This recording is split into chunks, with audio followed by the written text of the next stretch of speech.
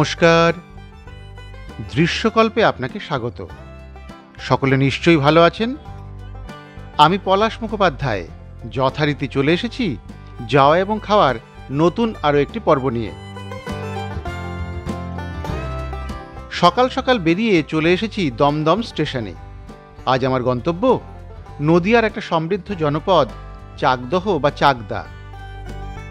ওই তো প্ল্যাটফর্মে ঢুকছে আপ শান্তিপুর লোকাল।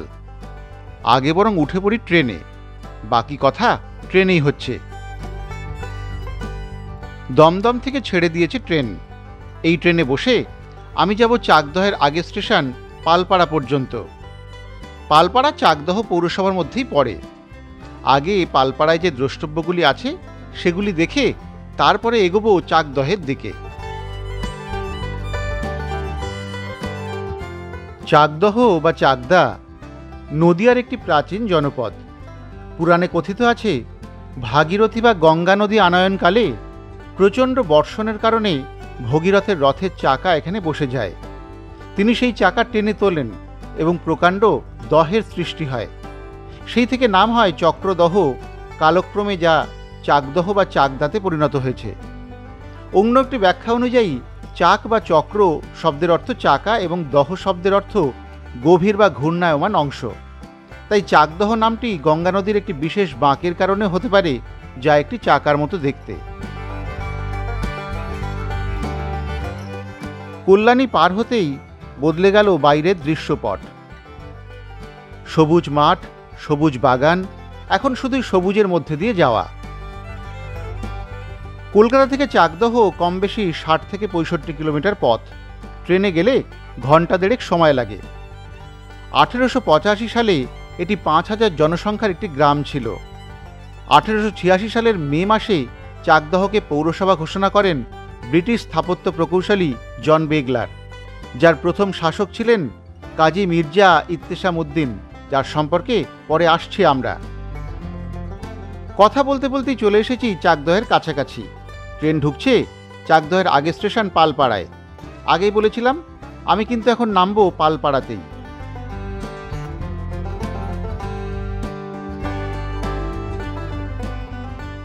নেমে গিয়েছি পালপাড়ায়।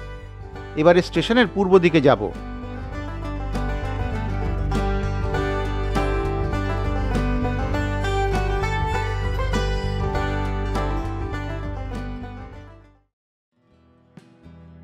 ধরে নিয়েছি একটি টোটো। আজ আমার প্রথম গন্তব্য সালুয়া। সেখানে আছে একটি বুদ্ধ মন্দির, সেটাই দেখতে চলেছি।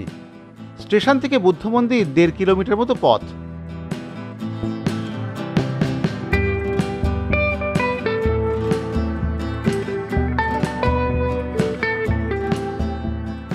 টোটো আমায় যেখানে নামিয়ে দিল সেখান থেকে মিনিট 3 হাঁটতে হবে। শুরু করলাম হাঁটা।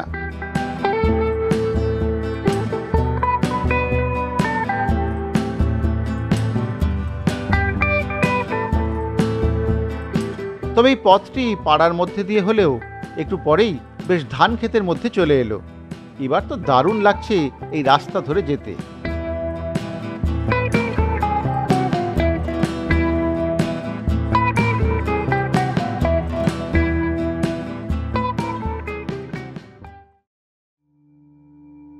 চলে এসেছি সালুয়ার বুদ্ধ মন্দিরে। এর পোশাকি নাম চাকদহ বুদ্ধ রত্ন বিহার। মন্দিরটি খুব বড়সড় নয়, এখনো গড়ে উঠছে। তবে এর বয়স কিন্তু খুব খারাপ নয়। এই মন্দির প্রতিষ্ঠা হয়েছে 1964 সালে। চলুন না ভিতরে যাওয়া যাক একটু। এটি বৌদ্ধ ধর্মের একটি উপাসনালয়। ভিতরে আছে বুদ্ধ মূর্তি। এর মধ্যে ধাতু দিয়ে তৈরি একটি বুদ্ধ মূর্তি শুনলাম থাইল্যান্ড থেকে দান করা হয়েছে এখানে। নতুন মন্দিরটি এখনো প্রস্তুতির পর্যায়ে রয়েছে। এই মন্দিরটি মূলত বড়ুয়াদের উপাসনালয়। এখানে স্থানীয় শিশুদের নানা রকম শিক্ষাদানও করা হয় শুনলাম।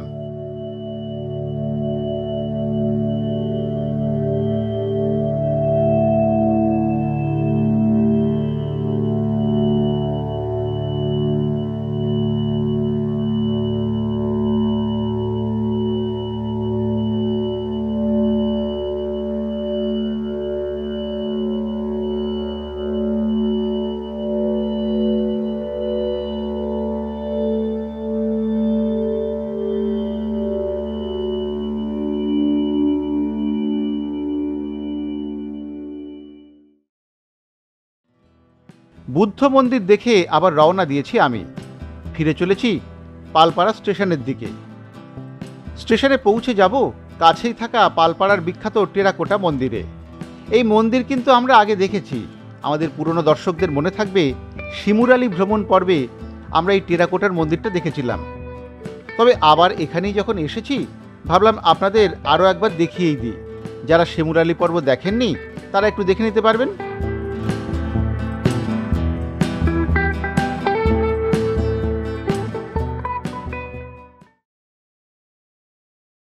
চলে এসেছি আমাদের পরবর্তী গন্তব্য পালপাড়া টেরাকোটা মন্দিরের সামনে। স্টেশন থেকে এই মন্দির মিনিট 5 হাঁটা পথ। পালপাড়ার এই প্রাচীন মন্দিরটি ভারতীয় পুরাতত্ত্ব বিভাগ দেখাশোনা করে। এটিকে নদিয়া জেলার সবচেয়ে প্রাচীন মন্দির বলে মনে করেন ইতিহাসবিদেরা। মন্দিরটি 4 চালা রীতিতে নির্মিত, কিন্তু সঠিক নির্মাণকাল জানা যায় না। অনুমান করা হয় 17 শতকের কোনো এক সময়ে এটির নির্মাণ হয়ে থাকতে পারে। মন্দিরের ভিতরে ছাদ গম্বুজাকৃতির, তাই ধরে নেওয়া হয় এটি মুসলিম শাসনের পরবর্তী সময়ের। কারো কারো মতে মন্দিরটির প্রতিষ্ঠাতা জনৈক গন্ধর্ব রায়, তবে কালীকুমার রায়ের নামও পাওয়া গিয়েছে মালিক রূপে। এই মন্দির গাত্রে অসাধারণ টেরাকোটার কাজ দেখা যায়, তবে তা অধিকাংশই আজ নষ্ট হয়ে গিয়েছে। এই মন্দিরের প্রবেশদ্বারের উপরে যেটুকু টেরাকোটার কাজ দেখতে পাওয়া যায় তা রাম রাবণের যুদ্ধের দৃশ্য। তবে হ্যাঁ, যেটুকু এখনো অবশিষ্ট তাও দু চোখ ভরে দেখবার মতো।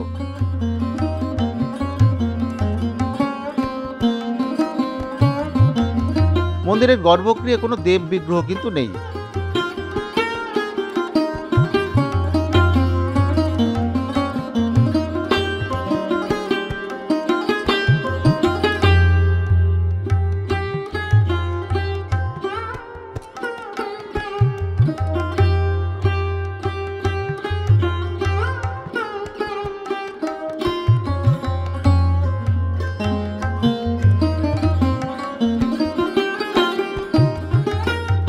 ভারী ভালো লাগলো এই মন্দিরটি দেখে। সবুজের মাঝে গেরুয়া এই মন্দিরটি একটা অন্য মাত্রা এনে দিয়েছে মনে হলো। এখানেও এমন একটা মন্দির রয়েছে তা বোধহয় অনেকেরই জানা নেই। পালপাড়ার মন্দির দেখে আমি আবার পথে। এই যে রাস্তাটি দিয়ে আমি এখন চলেছি সেটির একটা সুন্দর নাম আছে, সুখসাগর রোড। এই সুখসাগর নামটি অবশ্য কে দিয়েছিলেন তা আমার জানা নেই, তবে শোনা যায় লর্ড ক্লাইভের আমলে পলাশির যুদ্ধের সময় কামান নিয়ে যাওয়ার জন্য তৈরি হয়েছিল এই সুখসাগর রোড। তখন অবশ্য সেটি কাঁচা রাস্তাই ছিল, তবে দিনের সঙ্গে সঙ্গে তার পরিবর্তন ঘটেছে আমূল।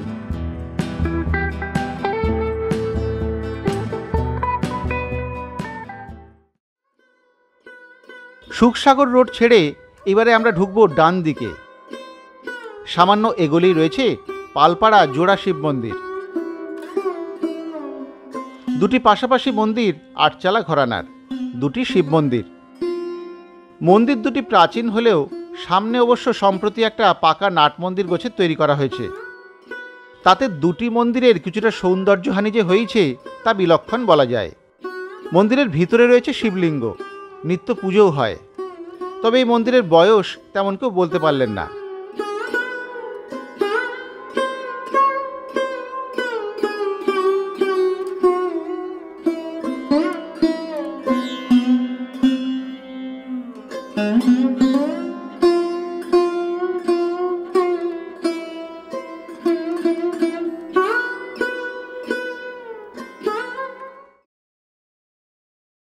জোড়া শিব মন্দির দেখে এবারে চলে এসেছি আরও একটু এগিয়ে কাজীপাড়া মসজিদের সামনে। সুখসাগর রোডের ওপরেই অবস্থিত এই মসজিদ ঐতিহাসিক। এখানেই ছিল মির্জা সাহেবের বাড়ি। এই মসজিদ চত্বর এখন অবশ্য একটি সর্বধর্ম প্রতিষ্ঠানের চৌহদ্দির মধ্যে। মসজিদ দেখতে দেখতে শুনে নিই এখানকার ইতিহাস। মির্জা শেখ ইতেসামউদ্দিন অষ্টাদশ শতাব্দীর একজন রাষ্ট্রদূত, যিনি প্রথম বাঙালি হিসেবে ইউরোপ যাত্রা করেন। 1766 সালে দিল্লির মোগল বাদশাহ দ্বিতীয় শাহ আলমের রাষ্ট্রদূত হয়ে বাংলা থেকে লন্ডনে যান মির্জা শেখ ইতেসামউদ্দিন। সেই মির্জা সাহেব এখানেই গ্রামের অভিজাত এক মুসলিম পরিবারে আনুমানিক 1730 সালে জন্মগ্রহণ করেন। তার জন্মস্থান চাকদহের এই কাজীপাড়ার প্রাচীন মসজিদটি অবশ্য আজ বড়ই দুর্দশায়।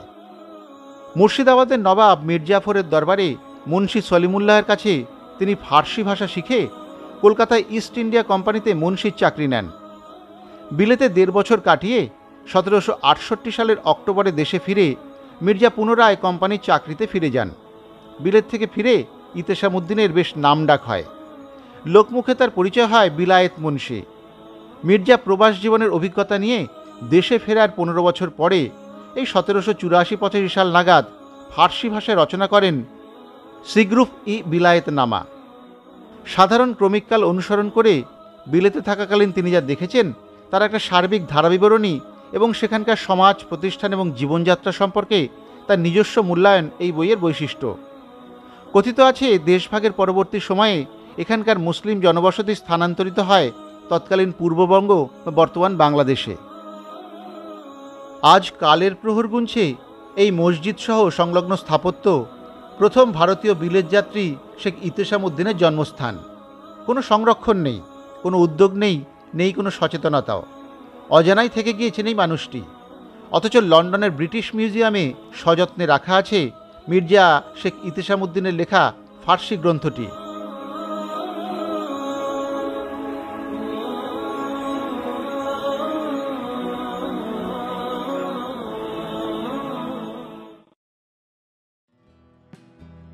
এখান থেকে বেরিয়ে এবার চলেছি আজগুবিতলার দিকে। তার জন্য সুখসাগর রোড ছেড়ে একটু পূর্ব দিকে ঢুকতে হয়। সামনেই রেল লাইন। এবারে এই রেল লাইন পার করে নেব।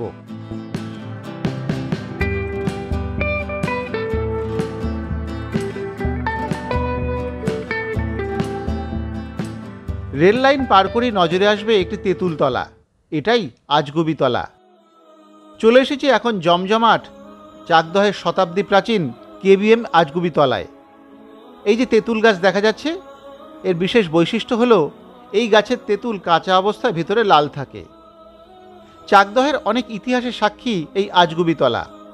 কারো কারো মতে আজগুবি শব্দটা এসেছে আরবি অজগৌবি কথা থেকে। পীরের অলৌকিক কাজকর্ম থেকেই এরকম নামকরণ হতে পারে। শিবানী কিঙ্কর চতুর্বেদীর পরিক্রমা সাগ্নিক থেকে জানা যায় হজরত জাহিরউদ্দিন সাহেবের সমাধি রয়েছে এখানে। তাকে অনেকে পীরের দরগাও বলে থাকেন।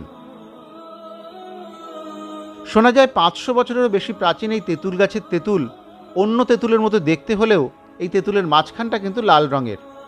হিন্দু মুসলিম উভয় সম্প্রদায়ের বহু মানুষই এখানে আসেন তেঁতুল গাছে ভার বাঁধতে। তেঁতুল গাছের ডাল কাটা নিয়েও প্রচুর গল্প প্রচলিত আছে, তাই কেউ এই গাছকে কাটতে চান না।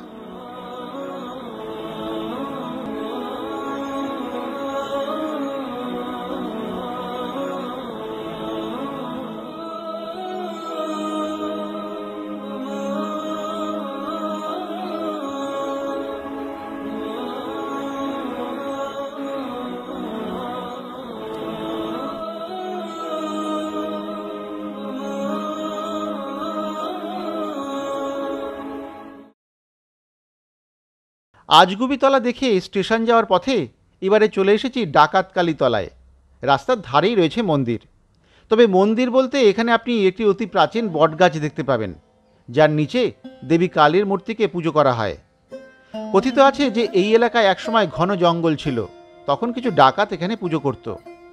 তারা কখনো কখনো দেবীর উদ্দেশ্যে নৈবেদ্য হিসেবে মানুষও উৎসর্গ করতে বলে জনশ্রুতি। তবে এর ঐতিহাসিক তথ্য সেভাবে কিছু মেলেনি।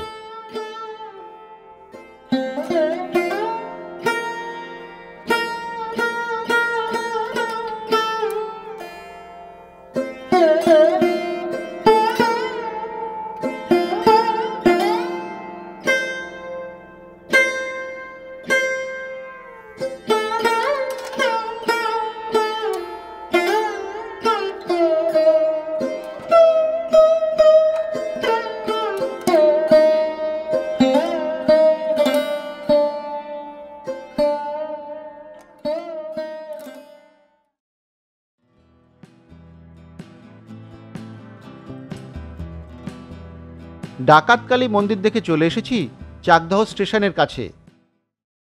স্টেশনের পূর্ব দিকে পাশেই রয়েছে বসাক মিষ্টান্ন ভাণ্ডার। তবে এই দোকানকে সকলেই শ্রীদাম বসাকের মিষ্টির দোকান বলেই চেনেন। চাকদহে অনেক মিষ্টির দোকানই আছে, কিন্তু এই দোকান পুরনো এবং নামি, তাই তো তেমন সাজানো গোছানো না হলেও বিক্রি বেশ ভালোই দেখলাম। এই দোকানের রসগোল্লা এবং ছানার গজা সুনাম আছে, তাই এবারে সেই মিষ্টি নিয়ে নেওয়া হলো।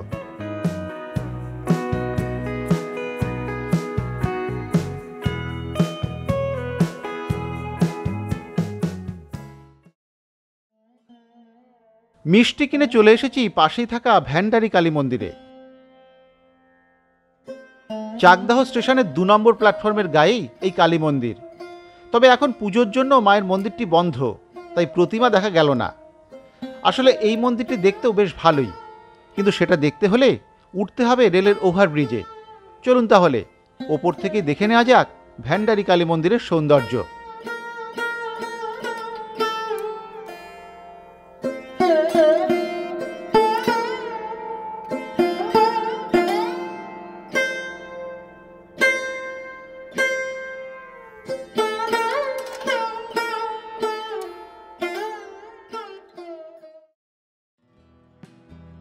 ভ্যান্ডারি কালী মন্দির দেখে এবার চলে এসেছি স্টেশনের পশ্চিম দিকে। রামলাল একাডেমি স্কুলের সামনে থেকেই ধরে নেব ইঞ্জিন ভ্যান, যা আমাকে নিয়ে যাবে গৌরনগর ঘাটে।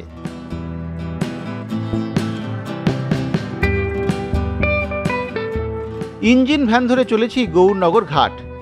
আমি একাই চলেছি, তাই আমার ভাড়া লাগলো 40 টাকা।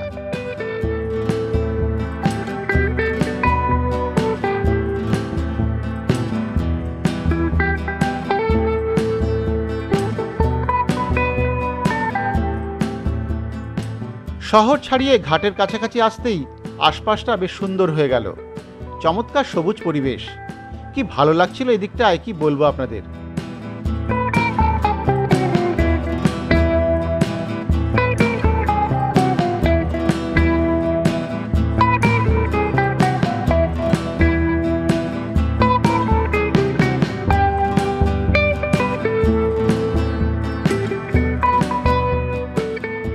অবশেষে মিনিট 15-এর মধ্যেই চলে এলাম গৌরনগর ঘাটের কাছে। সামনেই স্রোতস্বিনী গঙ্গা।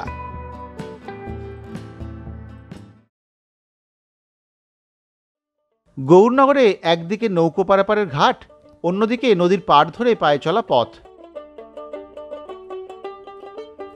আমি এগোলাম আগে সেই পায়ে চলা পথ ধরেই উত্তর দিকে। নদীর পাড়ে নৌকো বাঁধা সারি সারি, এদিকটা নিরিবিলি নির্জন, খুব সুন্দর। বেশি কথা না বলে বরং নদীর তীরের সৌন্দর্যটাই দেখা যাক। সঙ্গে উপরি পাওনা গঙ্গার বুকে ভেসে থাকা বিভিন্ন ধরনের নৌকো।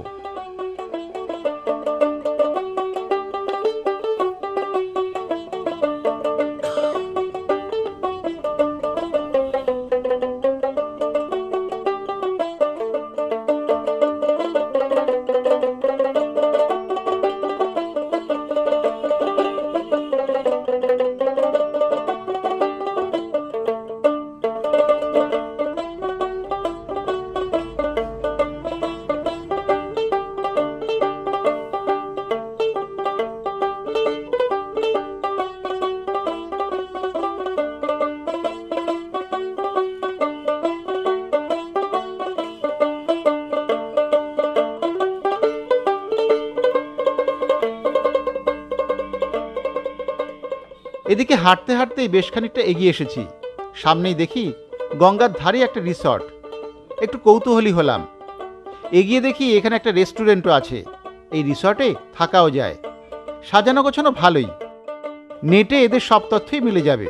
আপনারা চাইলে এখানে এসে থাকতেই পারেন।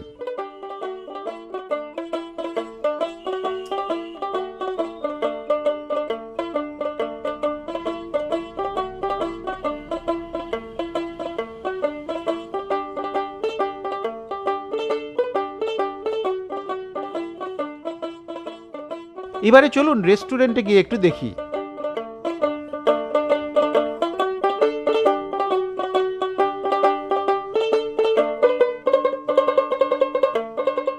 গঙ্গার ধারেই সুন্দর খাওয়া দাওয়ার ব্যবস্থা। দাম একটু বেশি সব জিনিসের, তবে এদিকে খাওয়ার অন্য ব্যবস্থা নেই তেমন এখনো। তাই যারা এদিকে আসেন এখান থেকেই খাবার খান। আমিও দেখলাম দুপুর হয়ে গিয়েছে, মধ্যাহ্ন ভোজনটা বরং এখানেই সেরে ফেলি। এদের অবশ্য থালি নেই, ভাত নিলে আলাদা করে তরকারি, ডাল, মাছ বা মাংস নিতে হবে। তাই আপাতত রুমালি রুটি এবং হাফ প্লেট কষা মাংসের অর্ডার দিয়ে বসলাম আমি। এই রেস্টুরেন্ট অবশ্য এখন ফাঁকাই, তাই মিনিট 10-এর মধ্যেই চলে এলো আমার খাবার। দেখে তো ভালোই লাগছে, চলুন এবারে হাত লাগাই। গৌরনগর ঘাটে বেড়াতে এসে এই যে গঙ্গার ধার দিয়ে হাঁটছিলাম, দারুণ, এটা একটা দারুণ অভিজ্ঞতা, ভালো অভিজ্ঞতা। কারণ ফুরফুরে একটা নদীর হাওয়া তো আছেই, তার সঙ্গে বেশ ছায়া ঘেরা পথ, হাঁটতে খুব ভালো লাগছিল, সুন্দর জায়গাটা। এই হাঁটতে হাঁটতে এসে আমি দেখলাম যে এই মল্লিকাবন ইকো রিসর্ট, হঠাৎ করেই। তো এমনি রিসর্টটা খারাপ না, আমি ঘুরে টুরে দেখলাম, থাকার ব্যবস্থাও আছে, সেগুলো তো আপনারা নেটে পেয়েই যাবেন। আর একটা উপরই পাওনা হলো এই রিসর্টে একটা রেস্টুরেন্ট আছে, সেটা দেখে আমার একটু ভালো লাগলো, কারণ এই সময়টা খিদে খেতে পাচ্ছিল, প্রায় দুপুর 2টো বাজতে গেল। আমি ভেবেছিলাম আমাকে চাকদায় ফিরে গিয়ে খেতে হবে হয়তো, এখানে রিসর্ট বা এখানেই খাবার জায়গা পাবো সেটা আমি জানতাম না। তো এইটা ভালো, একদম গঙ্গার পাড়ি রিসর্ট বা এই রেস্টুরেন্টটা, গঙ্গার শোভা দেখতে দেখতে, গঙ্গার হাওয়া খেতে খেতে এখানে খাবার দাবার খাওয়া যায়। খাবার কেমন সে তো আমি খেয়ে আপনাদের বলছি পরে। একটু দাম বেশি সামান্য, এখানে যেহেতু একেবারে অনেকটা দূরে শহর থেকে একটু দাম বেশি, তবে ওরা আবার 20% ছাড়ও দিচ্ছে এই সময়, তো সেই ছাড়টার দিয়ে মোটামুটি ঠিক আছে, চলে যায়। কিন্তু এখানে ভাতটা নেই, মানে থালি নেই, আমাকে খেতে হলেই আলা কাটতে হবে, রেস্টুরেন্টে যেমন হয় সেরকম খেতে হবে। তো আমি আর ভাতের দিকে যাইনি, আমি একটু রুটি আর এই চিকেন কষা নিয়েছি। তার দাম পড়েছে, রুটি এদের রুমালি রুটি 20 টাকা করে, আর চিকেন কষা 300 টাকা হচ্ছে প্লেট, তবে এখন 20% ছাড় দিয়ে আমি একটু কম দামে পেয়েছি। তো এখন একটু খাওয়া যাক, রুটি চিকেন কষাই খেয়ে আমি আরও একটু এদিকটা বেড়াবো, নির্জন নিরিবিলি গঙ্গার ধারে একটু বেড়াই। তারপরে আমাদের আরও কিছু দেখা বাকি আছে অল্প, কিন্তু এখনও চাকদা ভ্রমণ শেষ হয়নি, কিন্তু তার আগে একটু নদীর ধারে একটু বেড়ানো হবে। সেই সঙ্গে এখন একটু মধ্যাহ্ন ভোজনে আপাতত রুটি দিয়ে আমি কাজ সারি।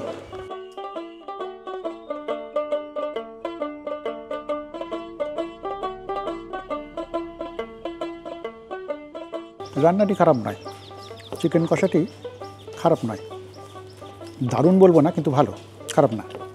এরকম জায়গাতে মোটামুটি পাওয়া গিয়েছে, ভালো। তাহলে আমি মধ্যাহ্নের ভোজন সারি, তারপরে আরও একটু বেড়াবো, আপনারাও সঙ্গে থাকবেন। আগে একটু খাওয়া দাওয়া হোক।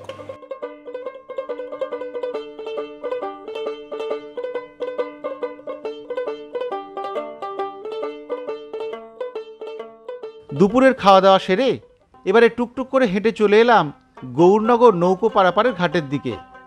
এসেই দেখি ওপার থেকে নৌকো আসছে এদিকে। মানুষজন তো আছেই, সেই নৌকোতে বাইকের পাশাপাশি টোটোও আছে দেখলাম।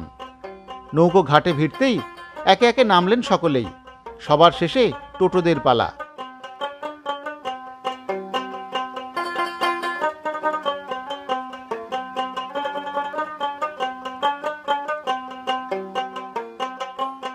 নদী, নৌকা এসব দেখে মনে হচ্ছিল এই বেলায় একটু নৌকা চড়ে নিলে কেমন হয়। ব্যাস, মনে হওয়া মাত্রই উঠে পড়লাম নৌকায়। ছেড়ে দিয়েছে আমাদের নৌকো, চলেছি ওপারে হুগলির মিলনগড় ঘাটে। সেখান থেকেই নৌকো পারাপার হয় এখানে। মিলনগড় হুগলির বলাগড় এবং জিরাটের মাঝামাঝি একটা জায়গা। এখানে গঙ্গার বুকে একটা চড়া আছে, সেই চড়া পার করে তারপরে মিলনগড়। ও হ্যাঁ, যেতে যেতেই বলি, এই যে পাশে গঙ্গার চড়াটি দেখতে পাচ্ছেন, সেটা কিন্তু আমাদের চেনা। যারা আমাদের নিয়মিত দর্শক তাদের মনে থাকবে, বলাগড় ভ্রমণ পর্বে আমরা একটা দ্বীপে গিয়েছিলাম, সেই যে নির্জন দ্বীপ, সেই যে মই বেয়ে মস্ত সেতুতে উঠতে হয়, মনে পড়ছে? সেতু পেরিয়ে যে দ্বীপে আমরা নেমেছিলাম, সেই নির্জন দ্বীপেরই একেবারে দক্ষিণ অংশ এটি।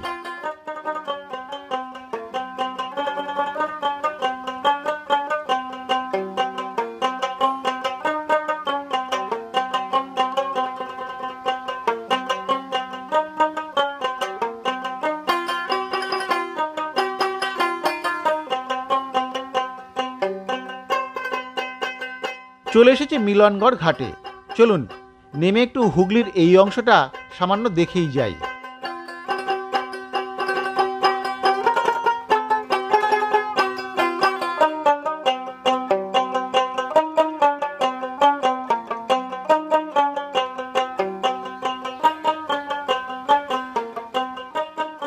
2-4টি দোকানপাট ছাড়া আশপাশে আর কিছুই নেই এখানে।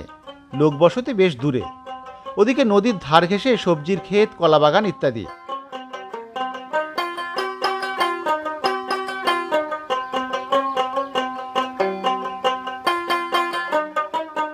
এগুলাম সেই নির্জন দিকে। ধীরে ধীরে নদীর ধার দিয়ে হাঁটতে হাঁটতে ভালোই লাগছিল। বেলা প্রায় 3টে মতো বাজে। রোদটা অনেকটা কমে এসেছে।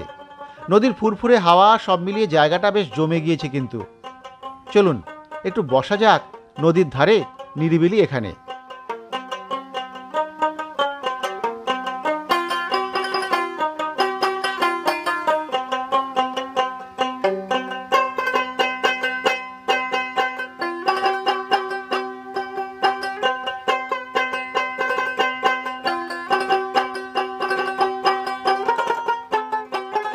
এবার একটু মিষ্টি খেলে কেমন হয়? সেই যে সকালে কেনা হলো শ্রীদাম বসাকের বিখ্যাত মিষ্টি, সেটা তো খাওয়াই হয়নি। এবারে এমন সুন্দর জায়গায় একটু মিষ্টিমুখ করতেই হয়।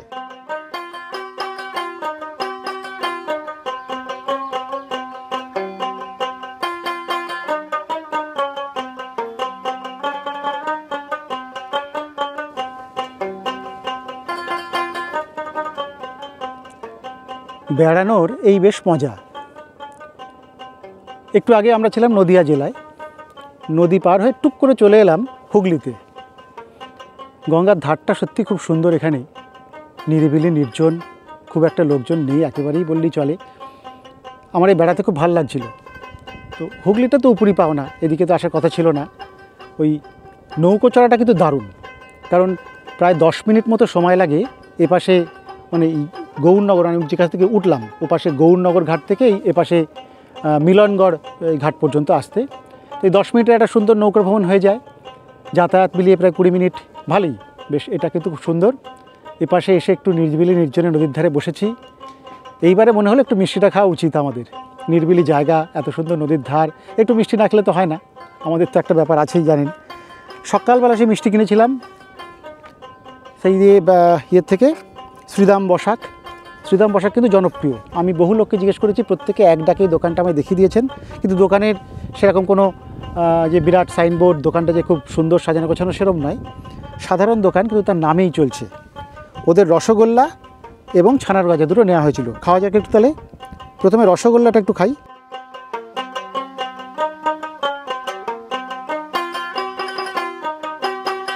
রসগোল্লা খারাপ না,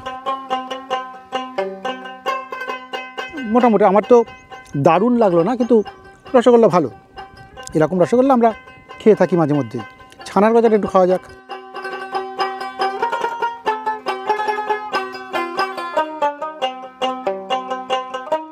এমনিতে ছানার গজা প্রচণ্ড মিষ্টি হয়, এক্ষেত্রে ব্যতিক্রম নয়। তবে ছানার গজাটি খারাপ না, ছানার গজাটি ভালো। ছানার গজা তো কলকাতার দিকে খুব বেশি পাওয়া যায় না, এই গ্রামের দিকেই একটু আমরা পাই। ছানার গজাটা খারাপ না। যাই হোক, মিষ্টি দুটি মোটামুটি আমার মোটামুটি লেগেছে, আহামরি দারুণ কিছু লাগেনি। কিন্তু তবুও চাকদা এসে একটু এখানকার একটু নামি দোকানের, বিখ্যাত দোকানের একটা মিষ্টি না খেয়ে গেলে তো হতো না, বিশেষ করে নদীর ধারে। তবে হ্যাঁ, এই জায়গাটা দারুণ। আমার এই পড়ন্ত আলো, এখন তো বিকেল হব হব করছে, প্রায় দুপুর তো অনেকটা ঘন হয়ে এসছে। ভাল লাগছে এখানে বসে থাকতে, ভাল লাগছে। আর ওখানেক্ষণ বসে আর একটা দুটো জায়গায় বাকি আছে, সেগুলো দেখে ফেরবার পালা। ততক্ষণ একটু গঙ্গার মজা নিই।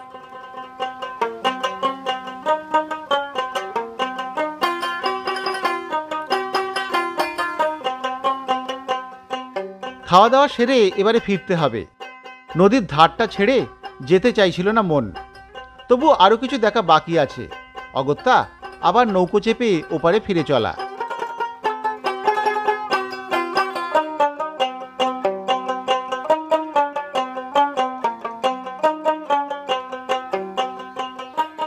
ওপারে পৌঁছে আমি যাব পাণ্ডের মন্দিরে।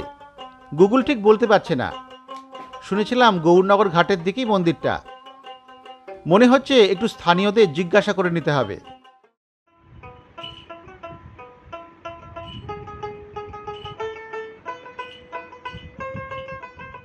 গৌরনগর ঘাট থেকে রওনা দিয়ে দিয়েছি, যাচ্ছি পুরাডাঙ্গা পাণ্ডে মন্দিরে। স্থানীয়দের দেখানো পথ ধরেই চলেছি আমি।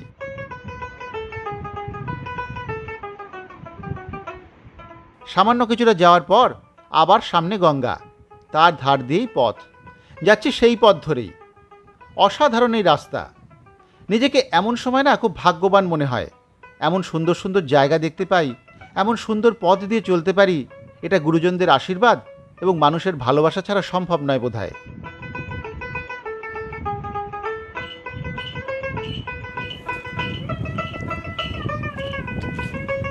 এই পাণ্ডে মন্দিরে যাওয়ার জন্য স্থানীয় বাসিন্দারা আমাকে দুটি বিকল্পের সন্ধান দিয়েছিলেন, দুটি বিকল্প রাস্তা।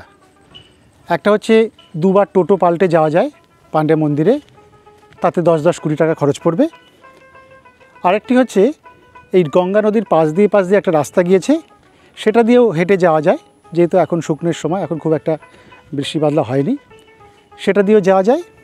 সেটা 1.5 কিলোমিটার মতো হাঁটতে হবে, কিছু পাওয়া যাবে না।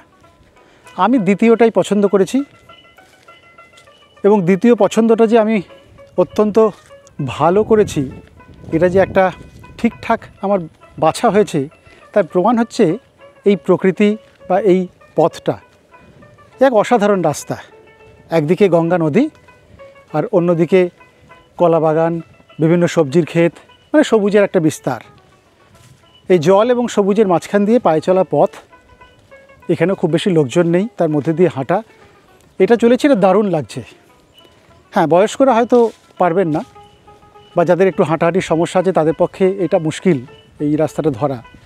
কিন্তু তাছাড়া যাদের হাঁটার একটু ক্ষমতা আছে এবং তারা নির্জনতা পছন্দ করেন, সবুজকে ভালোবাসেন, এরকম নিরিবিলি পরিবেশে হাঁটতে পছন্দ করেন, তাদের জন্য কিন্তু এই নদীর পাশ দিয়ে যে হাঁটাটা দারুণ। হ্যাঁ, আপনারা যদি গৌরনগর ঘাট বেড়াতে আসেন এই চাকদা এসে, সেখান থেকে পাণ্ডে মন্দির যেতে চাইলে এই রাস্তা ধরে যেতে পারেন যদি ক্ষমতা থাকে। আর তা না হলে তো ওই টোটো চেপে এদিকে ওদিকে 2-3টে টোটো বদল করে যাওয়া যেতেই পারে। আর যদি টোটো রিজার্ভ করে নেন তাহলে তো সবই তাদের ঘুরিয়ে দেবে। আমি তাহলে একটু হাঁটতে হাঁটতে যাই এই রাস্তায় পাণ্ডে মন্দিরে, আমার কিন্তু দারুণ লাগছে।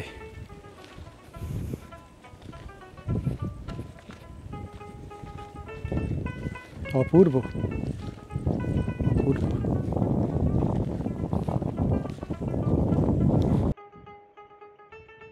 মিনিট 15 গঙ্গার পাড় দিয়ে হাঁটার পর আমি চলে এসেছি পাণ্ডে মন্দিরের কাছাকাছি। এদিকেও পরিবেশটা কিন্তু দারুণ। গঙ্গার ধারে এই মন্দির, অনেকেই পিকনিক করতে আসেন শুনলাম। মুকুন্দনগর ঘাট এবং গৌরনগর ফেরিঘাটের মাঝামাঝি গঙ্গা নদীর ধারে অবস্থিত এই জায়গায় বেশ কিছু মন্দির রয়েছে যা একে অপরের সঙ্গে সংযুক্ত। প্রধান মন্দির অবশ্য 3টি।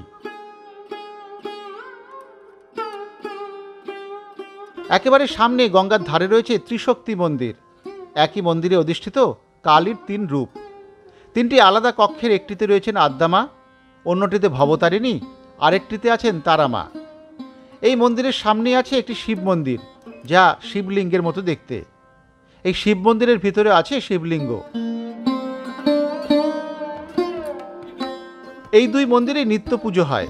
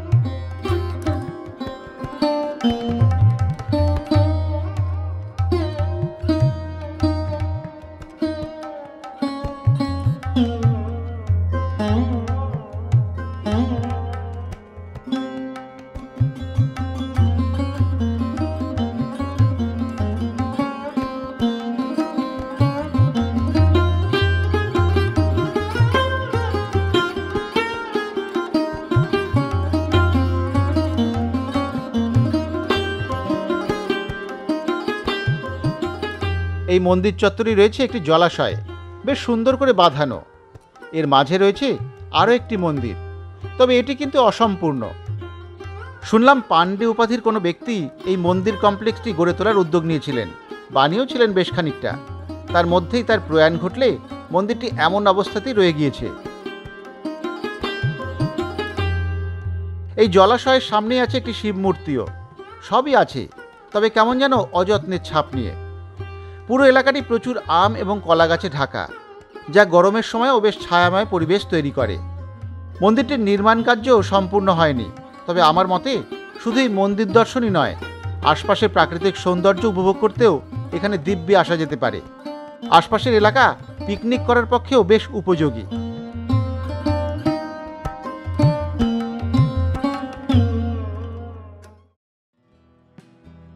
পান্ডেঘাট থেকে রওনা দিয়েছি আমি, ধরে নিয়েছি অটো। এই অটোতে চড়ে আবার চাকদহ স্টেশনে যাচ্ছি। তবে আমার বেড়ানো কিন্তু এখনো শেষ হয়নি।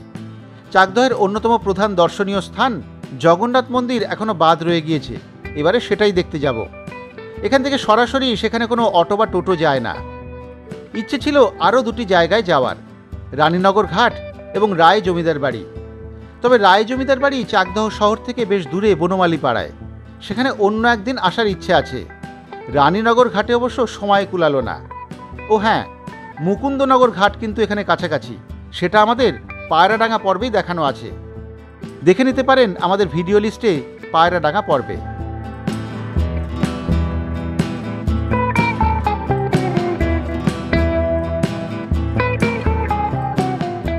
স্টেশন থেকে আবার ধরে নিয়েছে একটি ইঞ্জিন ভ্যান, চলেছি যশরা। সেখানেই আছে জগন্নাথ মন্দির। চাকদহ স্টেশন থেকে ভাগীরথী রোড ধরে পশ্চিম দিকে যেতে পড়ে নারকেল বাগান। মূল রাস্তার ঠিক বাম দিকে নেমে গিয়েছে এঁকে বেঁকে যাওয়া একটা সরু পথ। সেই রাস্তা ধরেই এক প্রান্তে পৌঁছলে মিলবে শ্রী চৈতন্য গৌড়ীয় মঠের জগন্নাথ মন্দির। প্রায় 500 বছর ধরে এই বাংলার মাটিতেই বিরাজ করছেন পুরীর মন্দিরের জগন্নাথ দেব। বৈষ্ণবভূমি নদীয়ার চাকদহেই রয়েছে পুরীর সেই জগন্নাথ বিগ্রহ, যা 500 বছর আগে ঘাড়ে করে বয়ে নিয়ে এসেছিলেন জগদীশ পণ্ডিত।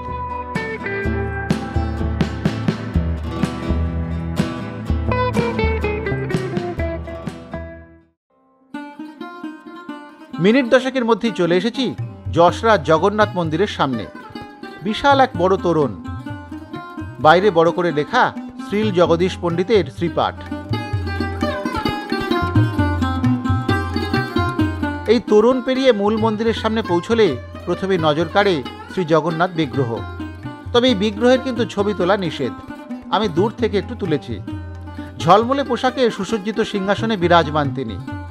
তবে জগন্নাথের দুপাশে সুভদ্রা এবং বলরাম নেই কেন? এই প্রশ্নের উত্তর খুঁজতে গিয়েই বেরিয়ে এলো বিগ্রহের ইতিহাস।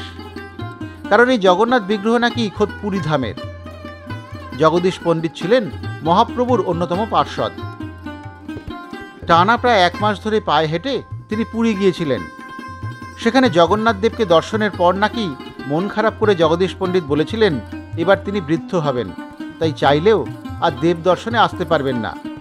কথিত আছে জগন্নাথ দেব তখন জগদীশ পণ্ডিতকে বলেন সেই বছরই পুরীর মন্দিরে নবকলেবর হবে, তাই স্বাভাবিক নিয়মেই তার নতুন বিগ্রহ প্রতিষ্ঠা হবে।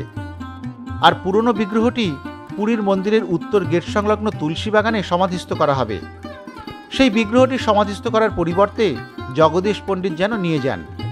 এই কথা শুনে আনন্দিত জগদীশ পুরীর তৎকালীন রাজার অনুমতি নিয়ে জগন্নাথ দেবের মূর্তি আনার তোড়জোড় শুরু করেন। কিন্তু এত বড় মূর্তি নিয়ে যাবেন কিভাবে? শোনা যায় ভক্ত জগদীশের যাতে কষ্ট না হয় তাই আকারে ছোট হয়ে গিয়েছিলেন জগন্নাথ দেব। কিন্তু শর্ত ছিল একটাই, কোথাও রাখলেই বিগ্রহ আবার আগের আকারে ফিরে আসবে। দীর্ঘ পথ, হাতে লাঠি আর কাঁধে বিগ্রহ নিয়ে হেঁটে এসে চাকদার বর্তমান মন্দিরের কাছে ক্লান্ত জগদীশ বিগ্রহ ধরতে দেন এক সঙ্গীকে। তখন এই মন্দিরের কাছ দিয়েই বয়ে যেত গঙ্গা। তিনি নামেন স্নানে। ব্যাস, বিগ্রহ ভারী লাগায় ভুলে যেই না জগদীশের সঙ্গী সেটিকে মাটিতে বসিয়েছেন, অমনি তা ফের প্রকাণ্ড রূপ ধারণ করে। এরপর শত চেষ্টাতেও আর তোলা যায়নি সেই মূর্তি। অগত্যা সেখানেই পুরীর জগন্নাথ দেবের মূর্তি প্রতিষ্ঠা হয়। পুরীর বিগ্রহের চেয়ে এই বিগ্রহ সামান্য একটু তফাৎ রয়েছে বটে, তবে প্রবাদ বলে বিশ্বাসে মিলায় বস্তু, তর্কে বহুদূর। কৃষ্ণনগরের তৎকালীন রাজা নাকি সেই মন্দির তৈরিতে অনেক সাহায্য করেছিলেন, আজ যা শ্রীল জগদীশ পণ্ডিতের শ্রীপাঠ নামেই পরিচিত। আর এটাই কারণ সুভদ্রা এবং বলরামহীন জগন্নাথ দেবের উপস্থিতির। শুধু কি তাই, মন্দির ঘিরে আকর্ষণ রয়েছে আরও। মন্দিরের গর্ভগৃহে আজও সংরক্ষিত রয়েছে জগদীশ পণ্ডিতের সেই লাঠি, যা হাতে নিয়ে তিনি পুরী থেকে হেঁটে এখানে এসেছিলেন।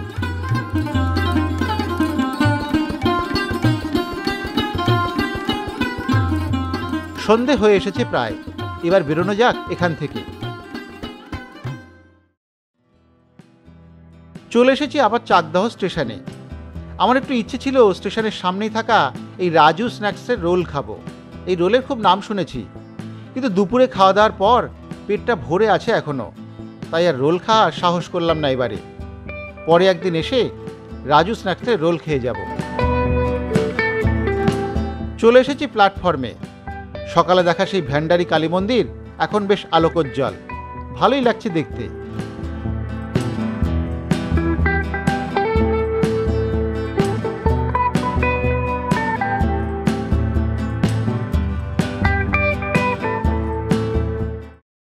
দু নম্বর প্ল্যাটফর্মে গিয়ে দাঁড়াতে না দাঁড়াতেই শুনতে পেলাম লালগোলা লোকাল ঢুকছে। ধরে নিই ট্রেন, তারপরে বাকি কথা হচ্ছে।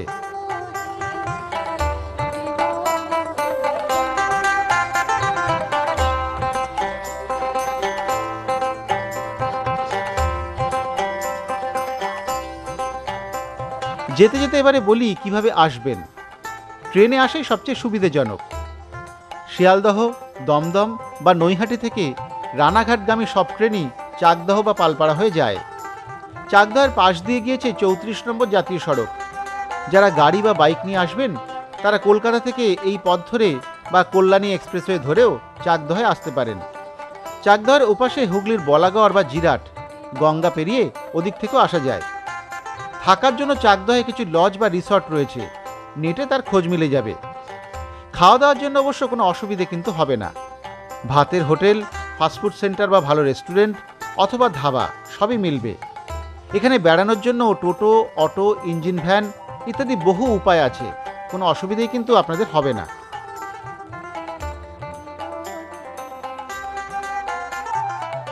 তাহলে আর দেরি কেন, গঙ্গা পাড়ের এই শহরে বেড়ানোর জন্য এখনই প্রস্তুত হয়ে যান। আমি তাহলে আজ বিদায় নিচ্ছি, আবার ফিরে আসব আগামী বুধবারে অন্য কোথাও যাওয়া এবং খাওয়া নিয়ে। ততক্ষণ সকলে ভালো থাকবেন, সুস্থ থাকবেন, এভাবেই দেখতে থাকবেন দৃশ্যকল্পের চ্যানেল ও যাওয়া এবং খাওয়া।